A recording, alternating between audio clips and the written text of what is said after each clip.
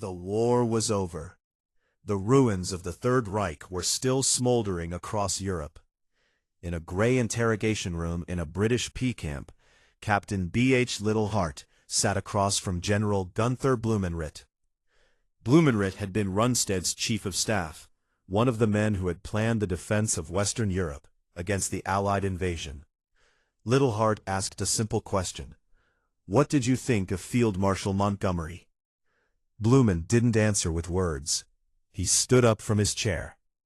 The defeated German general began to walk across the small room slowly, deliberately, placing one foot carefully in front of the other, looking down at the floor as if checking for cracks, for traps, for anything that might cause him to stumble. Then he stopped and turned to face the British historian. He moved like this. Blumentritt said that single demonstration, a German general physically mocking his conqueror, would capture something that official histories rarely admitted. The Wehrmacht had studied Montgomery for 3 years across 2 continents. They knew exactly how he operated, and they had a word for it. Field Marshal Gerd von Rundstedt was the senior German commander in Western Europe. He had faced Montgomery from Normandy to the Rhine. When Allied interrogators asked Rundstedt to assess the British Field Marshal, his answer was precise. "Montgomery was very systematic," Rundstedt said. "That is all right if you have sufficient forces and sufficient time." The words sounded almost like praise. They weren't. Systematic, methodical, predictable. These weren't compliments from German generals who had built their entire doctrine around speed, surprise, and initiative. To call a commander predictable was to say you could plan your defenses around him. It meant you knew where he would attack. You knew when he would attack. You knew exactly how he would do it. If Montgomery was so predictable, why couldn't the Germans stop him? The answer lay not just in tactics, but in the graveyards of the First World War. Montgomery wasn't just fighting the Germans. He was fighting the ghosts of the S and revealing a truth the British public never wanted to hear. October 1942, the North African desert. Field Marshal Erwin Rommel had been pushing the British back for 18 months. His Africa Corps had become legendary, fast, aggressive, always attacking where least expected. The British had cycled through commander after commander, trying to stop him. Then Bernard Montgomery arrived. Montgomery looked at the situation and made a decision that baffled his own officers. He refused to attack. For 7 weeks, he sat at El Alamein, building up his forces, while Churchill raged at him from London, demanding action. Montgomery ignored the pressure. He waited until he had 230,000 men against Rommel's 80,000. He waited until he had over 1,000 tanks against Rommel's roughly 500. Only about 200 of which were German Pons, equal to British armor. He waited until he had a 3-to-1 advantage in aircraft. Then, and only then, did he attack. The battle lasted 13 days. Montgomery ground Rommel's forces down through pure attrition. It wasn't elegant, it wasn't fast, but it worked. For British soldiers who had spent 2 years suffering defeat after defeat, this predictability wasn't a flaw. It was a promise. It meant they weren't being thrown into another meat grinder by incompetent leadership. Montgomery traded time for lives. Rommel retreated, and Montgomery's pattern was established. 2 months before El Alamein, Rommel had launched one final desperate offensive at Alam Halfa.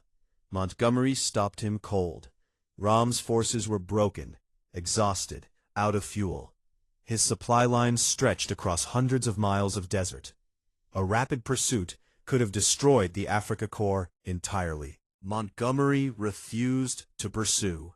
His commanders were stunned. The enemy was beaten and retreating. This was the moment to deliver the killing blow. Montgomery ordered his forces to consolidate their positions instead. Friedrich von Mellenthin was Rommel's intelligence officer. He analyzed the British halt and couldn't believe what he was seeing. The Germans had been given time to retreat, regroup, and establish new defensive positions. Von Mellenthin later wrote that the days of dashing cavalry charges were over. Montgomery had accepted that the British were not masters of mobile warfare. Instead, he had adopted a method based on the systematic destruction of the enemy by superior firepower. The Germans had a word for this kind of fighting: Material Schlag, the battle of material, a war of attrition where the side with more resources simply crushed the other through sheer weight. It was the one game the Germans were guaranteed to lose. While Montgomery was grinding down Rommel in North Africa, another American general was about to enter the war. The Germans would learn to view him very differently. General Günther Blumentritt had faced both men. When asked to name the most dangerous Allied general, he didn't hesitate. "We regarded Patton," clears throat, "as the most dangerous." Blumentritt said he was a man of initiative and lightning-like action. The contrast was stark. With Montgomery, the Germans knew the attack would be frontal, massive, and inevitable. They could plan for that. With Patton, they had to hold reserves back, because they couldn't predict his axis of advance. They never knew where he would strike next. The Germans respected Montgomery. They feared Patton. That distinction would cost the Allies dearly. The ultimate proof of German fear came before D-Day. For the invasion of France, Allied players created an elaborate deception called Operation Fortitude. They created a phantom army group FUSAG and leaked intelligence that George Patton was its commander. The fictional force was positioned in southeast England, aimed directly at the paddle. The Germans took the bait completely. Their intelligence was convinced that Normandy was a diversion. The real attack, led by their most feared adversary, would come at Cal. Rundstedt and Rommel both agreed. The main effort will be led by Patton. They could not conceive that the Allies would sideline him for a diversion. The result was catastrophic for Germany. The 15th Army, one of their finest formations with 19 divisions, sat at Kalaala for 7 weeks after D-Day. They were waiting for Patton. Those divisions could have been thrown against the Normandy beachheads in the critical first days. Instead, they waited for an attack that would never come.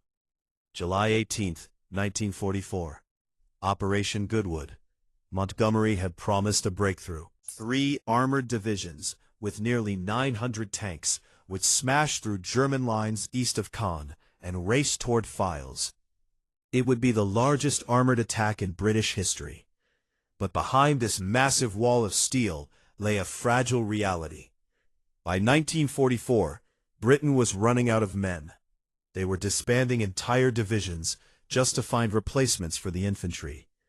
Montgomery knew that one major disaster, one encirclement, would break the British Army forever. He couldn't afford a gamble. Major Hans von Lück commanded Camp Group of von Lück directly in the path of the assault. He had just returned from 3 days' leave in Paris when the attack began. The preliminary bombardment was terrifying. Over 2,000 Allied bombers dropped their payloads on German positions. The earth shook for miles. Von Lück's men huddled in their trenches, waiting for the ground assault. Then the British tanks appeared, hundreds of them rolling forward across the open fields. Von Lück watched them advance and immediately saw the flaw. They moved as if on a parade ground, he later wrote.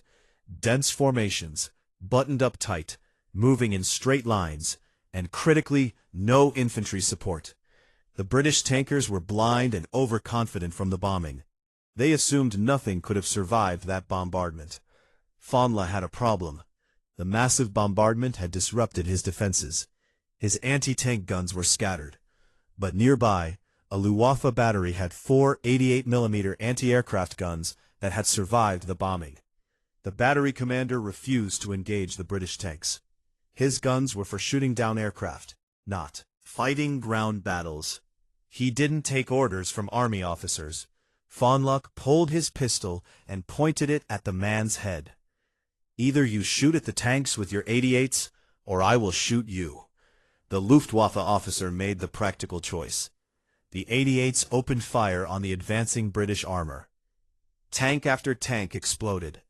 The dense formations that had looked so impressive became kill zones. British crews had no idea where the fire was coming from. Inside those tanks, the confidence of the morning turned into claustrophobic terror. The parade ground formation that looked so powerful on a map became a death trap in the field. And then, the moment that confirmed everything the Germans believed about Montgomery's army, the advance stopped. The British tanks didn't flank the guns. They didn't maneuver around the resistance. They halted and waited for orders. Von Luck's assessment was damning. The leadership was methodical, but not flexible. They followed the plan, even when the plan had obviously failed. Goodwood cost the British over 400 tanks. The breakthrough never came. Caen remained contested for weeks longer. September 1944. For once, Montgomery proposed something bold. Operation Market Garden would drop 3 airborne divisions behind German lines in Holland. They would capture a series of bridges, while British 30th Corps raced up a single road to link up with them. If it worked, the Allies would have a bridge across the Rhine and a clear path into Germany. General Kurt Student, the pioneer of German airborne operations, was coincidentally located just miles from the drop zones. When the massive airborne armada peered overhead, he was genuinely shocked. They fell from the heavens, darkening the sky. But then, Student's men captured Allied maps within hours of the drop. When he saw the plan, a single road, the entire operation dependent on one narrow axis of advance, he reportedly laughed. Field Marshal Walter Model initially thought the airborne drop was a commando raid to kidnap him. Once he realized it was a major offensive, he applied standard doctrine: contain the paratroopers and cut the road. He knew Montgomery wouldn't improvise a plan B. The ground relief force was 30th Corps, Britain's most experienced armored formation. They had to drive 64 miles in 2 days to reach the furthest bridge at Arnhem. The road was a single elevated highway. The Germans called it Hell's Highway. It ran through flat terrain with no room to maneuver. Any stoppage would halt the entire column. 30th Corps advanced at what one German officer called the standard Montgomery pace. When they hit resistance, they stopped to call in artillery rather than pushing through. They adhered to rigid timetables. They stopped at night rather than driving with headlights. The German assessment was brutal. A commander later noted that if they had driven like Americans, they might have made it, but they drove like British. The comment exposed the rigid spine of Montgomery's army. He had successfully trained initiative out of his commanders in exchange for absolute control. They followed procedures, not opportunities. At Arnhem, the British 1st Airborne Division was being destroyed. They held for 9 days, waiting for relief that never came. 30th Corps was still fighting through resistance miles to the south. For the men of the 1st Airborne at Arnhem, that agonizing slowness was a death sentence. As the hours ticked by and the sky remained empty of relief planes, the silence on the bridge became heavier than the shelling. Market Garden failed. The bridge too far remained in German hands, and Montgomery's one attempt at boldness had confirmed exactly what the Germans always believed about him. December 16, 1944. The Germans launched their last great offensive through the Ardennes forest. The American lines buckled. Entire divisions were overrun. A massive bulge formed in the Allied front. It was the largest battle the American army would fight in the entire war. General Hasse von Manteuffel commanded the 5th Panzer Army, the main striking force. His intelligence officers calculated that it would take Patton's Third Army at least 96 hours to disengage and turn 90 degrees north into the German flank. Patton did it in 2. His divisions, disengaged from their current operations, pivoted north and drove through winter storms to hit the German southern flank. On December 26th, his forces broke through to relieve the surrounded 100 Airborne at Bastogne. Manteuffel was stunned. The Germans had expected to fight on their timetable. Patton had torn up their assumptions. While Patton attacked from the south, Montgomery took command of American forces in the northern sector of the Bulge. His first order was to tidy the lines. He pulled American units back from exposed positions, including the defense of St. Vit. It was tactically sound. It created a stronger defensive position. The Germans were relieved. By withdrawing, Montgomery gave the Germans territory, but he also bought certainty. They knew exactly what would happen next. Nothing. Not until Montgomery was ready. Manteuffel understood immediately what this meant. He could shift his remaining reserves south to fight Patton. The northern sector was frozen under Montgomery's methodical grip. No wild flank attack would come from that direction. Manteuffel respected Montgomery's defensive ability. He knew he couldn't break through once Montgomery took charge, but that was precisely the problem. The Germans didn't need to break through. They needed the Allies to be slow. The Germans called Montgomery a steamroller. Slow, heavy, impossible to stop. But you could see it coming from miles away. They viewed Patton as a force of nature, striking from everywhere, moving faster than intelligence could track, impossible to predict where the next blow would fall. Montgomery never suffered a catastrophic defeat. Even when his offensive stalled, as they did at Arnhem and Caen, he never allowed his army to be destroyed. The Germans respected him for that. They had to. But respect and fear are different things. The Wehrmacht feared Patton because he denied them the one thing a soldier needs most: the ability to plan.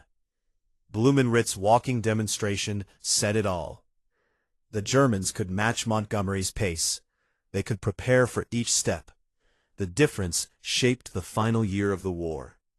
Every week Montgomery spent building up for his next set-piece battle was a week the Germans used to fortify their next defensive line. Every month of a cautious advance was a month more men died on both sides. Montgomery's caution may have extended the war, but it also ensured there was a British army left to see the end of it. He was the general you wanted if you feared incompetent leadership more than the enemy. He wouldn't spend your life on a gamble, even if the alternative was a grueling war of attrition. Patton was the general you wanted if you needed the war over with, regardless of the cost. Was predictability a flaw or strategy? The German generals had their answer. They respected Montgomery. They feared Patton. And that difference, respect versus fear, is the difference between a general who wins battles and a general who ends wars.